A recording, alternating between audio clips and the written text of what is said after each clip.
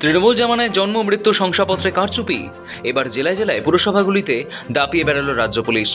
পশ্চিমবঙ্গে এসআইআর চলাকালীন জন্ম মৃত্যু শংসাপত্র নিয়ে বড় ধরনের অনিয়মের অভিযোগ সামনে এসেছে। সেই অভিযোগের সূত্র ধরেই বৃহস্পতিবার সকাল থেকে কলকাতা সহ রাজ্যের একাধিক পুরসভায় শুরু হয় পুলিশের অভিযান।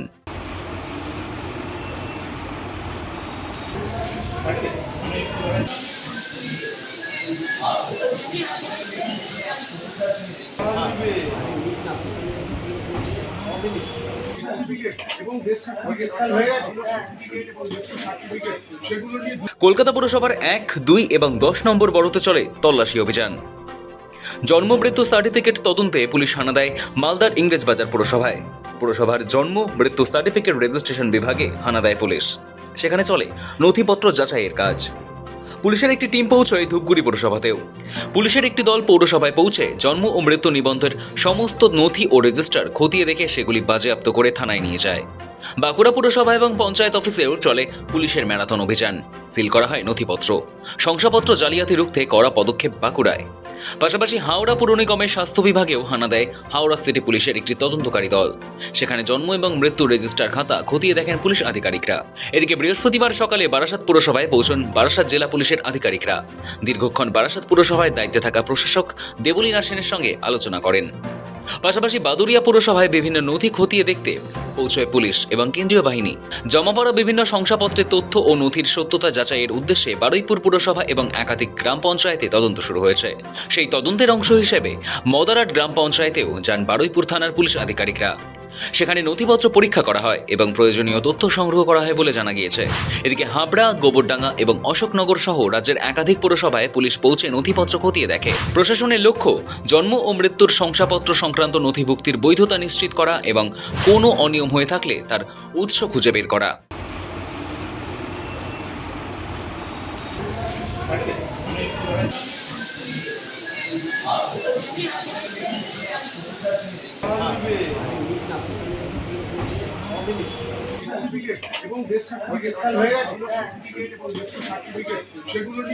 দিন কয়েক আগে জন্ম মৃত্যু শংসাপত্রে জালিয়াতি রুখতে নতুন নিয়ম জারি করা হয়েছিল রাজ্য সরকারের তরফে।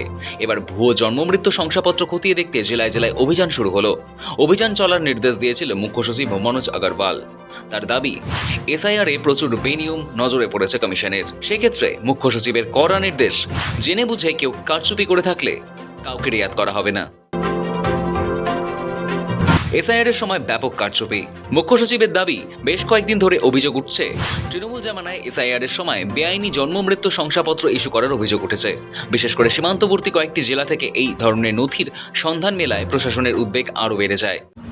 एक अभियान चला रहे हैं हम लोग कि आपका बर्थ और डेथ सर्टिफिकेट जो इशू होता है, वो जो इशूइंग अथॉरिटी है ग्राम पंचायत में ग्राम प्रधान है, म्यूनिसिपैलिटी में एग्जीक्यूटिव ऑफिसर है और कॉर्पोरेशन में आपका वो है, कहते हैं मेयर है, और आपके गवर्नमेंट हॉस्पिटल में गवर्नमेंट का सुपर है, प्राइवेट हॉस्पिटल में जो अपने आगे नाम दिए वो इशू करते हैं।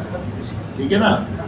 ये पूरे कंट्री में खाली पश्चिम बंगाल ऐसा स्टेट था जहाँ पे पॉलिटिकल एग्जीक्यूटिव जो है ग्राम प्रधान या मेयर या आपका म्यूनिसिपैलिटी के चेयरमैन इशू करते हैं सर्टिफिकेट। ये 1997 में ग्राम पंचायत को पावर दी, 2000 में पावर दी आपको म्यूनिसिपैलिटी चेयरमैन इसको। बाकी पूरे देश में जैसे 97 से पहले पश्चिम बंगाल में भी था, पूरा इशू करते हैं गवर्नमेंट सर्वेंट। गवर्नमेंट सर्वेंट कोई भी चीज़ जो इशू करते हैं वो एक कॉन्स्टिट्यूशनल स्कीम ऑफ अफेयर्स होती है कि आप ऑथेंटिकेट आप करेंगे, रिस्पॉन्सिबिलिटी आप लेंगे, क्योंकि आप गवर्नमेंट सर्वेंट है। आपको पेंशन मिलेगी रिटायरमेंट के बाद, आपके कंडक्ट रूल्स हैं, आप गलती करेंगे, आप जानते हैं क्या क्या आपके लिए एक्शन हो सकता है। आपकी रिस्पॉन्सिबिलिटी फीस कभी भी हो सकती है, मरने के उपरांत भी आपको फैमिली पेंशन मिलती है। ठीक है, तो ये सब जिन्हें ये देखने के लिए गवर्नमेंट सर्वेंट जो है उनको दी जाती है पावर, यहाँ दी गई है। देखा गया कि बहुत ज़्यादा इलेक्शन के बाद देखा गया तो कंप्लेंट्स आई कि बहुत ज़्यादा सर्टिफिकेट तो चालू इशू हो रहे थे लास्ट एक साल से, 14 फरवरी 2025 से लेकर 28 फरवरी 2026, और जो डिजिटाइज हुए पुराने सर्टिफिकेट्स उसमें बहुत ज़्यादा भूल निकली, गलत निकले, कुछ फिक्टिशन निकले, फॉल्स निकले। देखो আমরা কোন সময় হয়েছিল যে ইস্যু হয়েছিল ডিজিটাইজ সার্টিফিকেট ইস্যু হয়েছিল 1 বছর যে আছে 2025 থেকে 26 যেটা আছে ফেব্রুয়ারি মাসে, ওটা যেটা ছিল এক্সাক্ট ডেট বলে দিচ্ছি আপনাকে 14 ফেব্রুয়ারি 14 फरवरी 25 থেকে 28 ফেব্রুয়ারি 2026 28 ফেব্রুয়ারি এই যাতে कि 28 ফেব্রুয়ারিতে যেটা আছে আপনার ফাইনাল নোট পাবলিশ হলো তো আপনার যে আছে 14 আমরা দেখলাম कि লাস্ট যখন এসআইআর আলাদা হলো 27/10 থেকে या ওর আগে থেকে क्योंकि बिहार নোটিফিকেশন হয়েছিল 24/5 तो আমরা একই রাখলাম 24/5 এ প্যারা 10 এ লেখা ছিল कि গোটা কান্ট্রি তো সব জেনে গেছে कि আপনার সার্টিফিকেট পেপার ফল তৈরি করতে হবে করতে হবে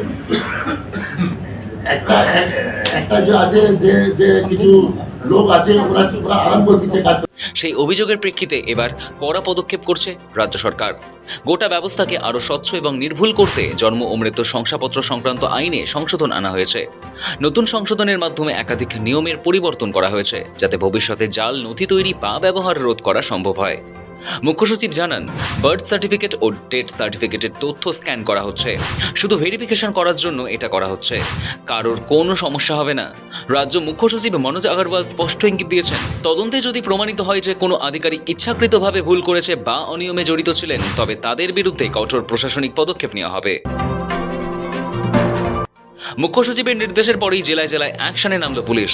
ফলে এই অভিযান শুধু নথি যাচাইয়ের মধ্যে সীমাবদ্ধ থাকছে না, দায় নির্ধারণের দিকেও প্রশাসন বিশেষ গুরুত্ব দিচ্ছে। রাজ্য জুড়ে যে অভিযান শুরু হয়েছে তার মূল উদ্দেশ্য হলো জন্ম ও মৃত্যুর শংসাপত্র নিবন্ধনের প্রতিটি ধাপ আইনসম্মতভাবে সম্পন্ন হয়েছে কিনা তা যাচাই করা।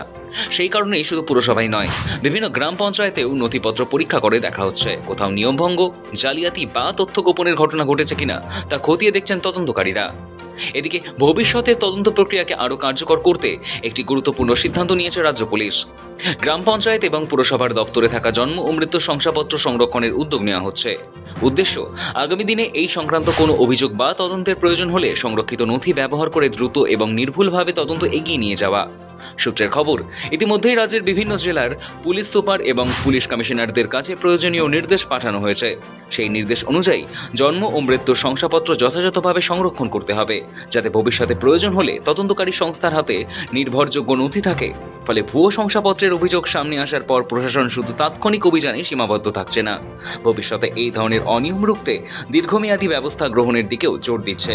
ব্যুরো রিপোর্ট, সময়, কলকাতা।